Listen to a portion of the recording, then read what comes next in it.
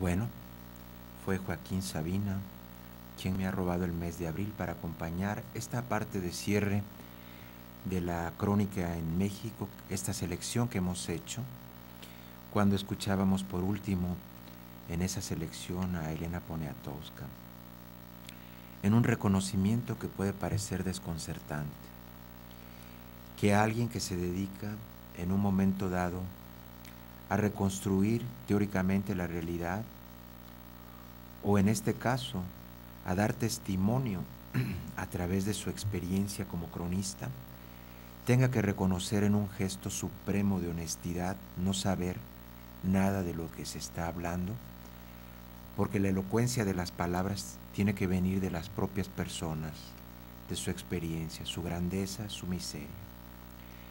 La parte siguiente, vamos a dar la palabra a dos poetas. Son textos muy densos, pero ¿qué esperamos? Sean elocuentes para dar la otra cara de la moneda, esa condensación muy extraña en donde parecería que por derecho son los teóricos de las ciencias sociales, de las humanidades, quienes estarían más autorizados para emitir juicios que nos alentaran a reconocer qué está pasando con nuestra sociedad y nos dieran perspectivas hacia el futuro. Pero cuando ese silencio se va ensanchando, cuando la propia sociedad va haciendo suya la necesidad de expresarse, y vemos multiplicarse los movimientos sociales, las disidencias, los jóvenes en las calles, los padres enlutados, van tomando ellos mismos la palabra, llama la atención que sean precisamente los poetas aquellos que encarnen de una manera muy especial momentos muy delicados de nuestra vida social latinoamericana. Aquí tenemos dos poetas, decíamos, uno es Jorge Enrique Adom, curiosamente discípulo, secretario de Pablo Neruda y al propio Pablo para cerrar en otro momento. Un texto que se convirtió en un clásico de la literatura, sorprendente, Entre Marx y una mujer desnuda, texto con personajes de Jorge Enrique Adom, nos dice el poeta. Fue Viviña quien nos dijo pocos años después, aquí también hay partido. Y fuimos a buscarlo. Maravillosa conspiración o pacto de sangre hasta la muerte, con el delicioso sobresalto de un vicio nuevo de la adolescencia.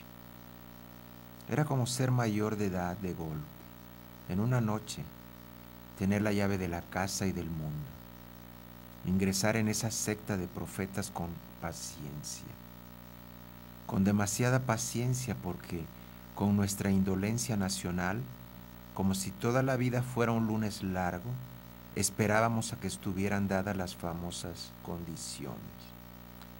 Profetas sentados también, haciendo copias a máquina, redactando actas de sesiones, publicando nuestro periódico ocasional que nadie compraba ni leía, porque era igual al de una semana atrás, al del mes anterior, al del otro año.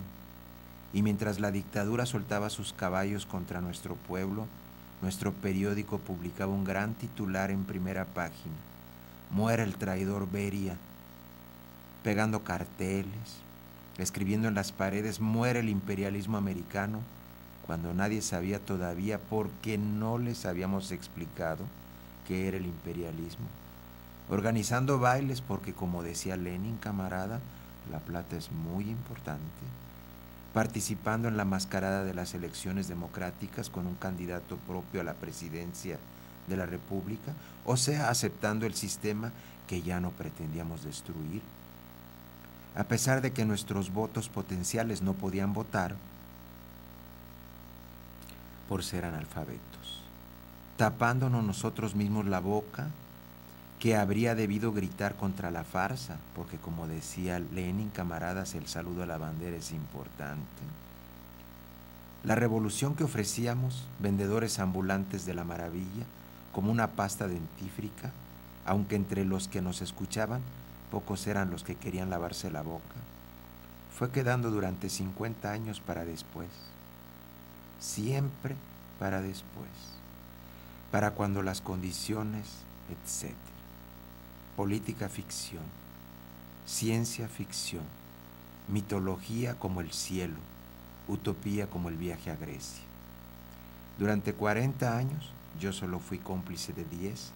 La vanguardia del proletariado no volvió nunca la mirada para ver dónde se había quedado el ejército, si es que había ejército.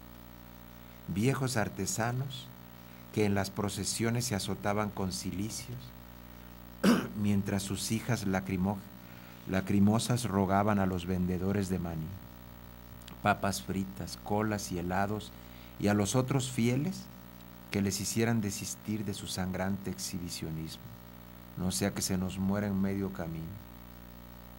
Obreros temerosos de los descuentos por los días de una huelga de éxito improbable para obtener 2 sucres de aumento en su salario, y a quienes jamás se les hizo comprender que más allá de los 2 sucres y de cualquier salario estaba su destino histórico.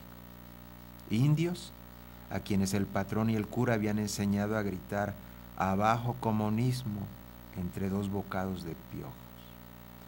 40 años de sesiones de autocrítica, autocompadeciéndose, echándole la culpa a las condiciones y a la maldad de los enemigos de clase, sin ningún enfrentamiento honesto con la conciencia, ningún combate con el ángel de uno mismo, sin mirarse desde fuera y desde lejos para ser justos, como si se confesaran a gritos en el local iglesia de sesiones para después de la absolución volver al pecado de la ineficacia y en la próxima sesión acúsome camarada.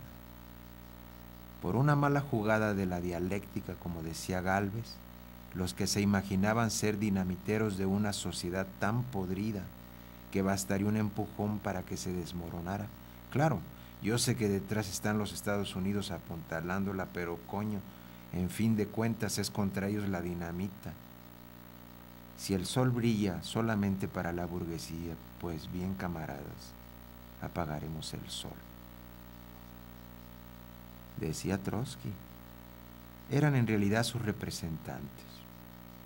¿Cómo iban a cambiar las condiciones si el camarada Braulio viajaba una vez por semana a dictar una conferencia a los indígenas?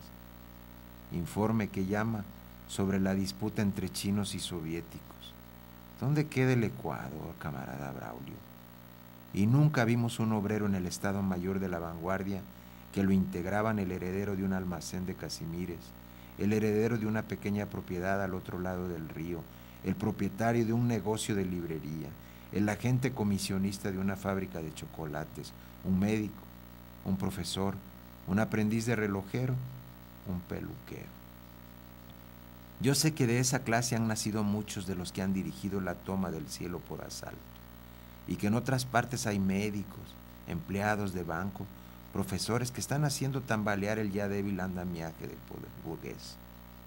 Pero lo que quería decir es que aquí, durante 40 años, con su hígado malo y su hábil utilización de la balanza, nos han estado reprochando todos los días nuestro origen, como si el parto y no el lugar que uno ocupa en el proceso de producción de una sociedad determinara la clase social. A nosotros que nunca fuimos hacendados, industriales, banqueros, comerciantes, ni vivimos del trabajo ajeno, plusvalía que llaman. Y los jóvenes universitarios, aprendices de bolches, también nos miraban por sobre el hombro de su militancia. Su desprecio no era por nuestra edad, que sería más o menos justo, sino porque aunque ellos y nosotros discutíamos en el café, en distintos cafés, la suya era una bohemia proletaria, pero la nuestra era burguesada. La de ellos revolucionaria, la nuestra intelectual. Además nosotros trabajábamos y eso también era burgués. Aunque no creo en la vagancia revolucionaria, en el resto tenían razón, pero al revés. Cuando Virginia Woolf dice que la literatura en el sentido estético del término no está hecha ni por las clases cultivadas ni por las clases obreras, sino por personas que han pasado por el colegio o la universidad, La vieja pícara, buena novelista y mala ilusionista, escamotea el hecho de que las clases obreras no pueden permitirse enviar a sus hijos al colegio o a la universidad. O sea que la única diferencia entre los minibolches y nosotros radicaba en que nosotros éramos intelectuales que escribíamos y ellos intelectuales que ni siquiera leían. 40 años de esa pena de no dudar, de esa tranquilidad de no romperse la cabeza.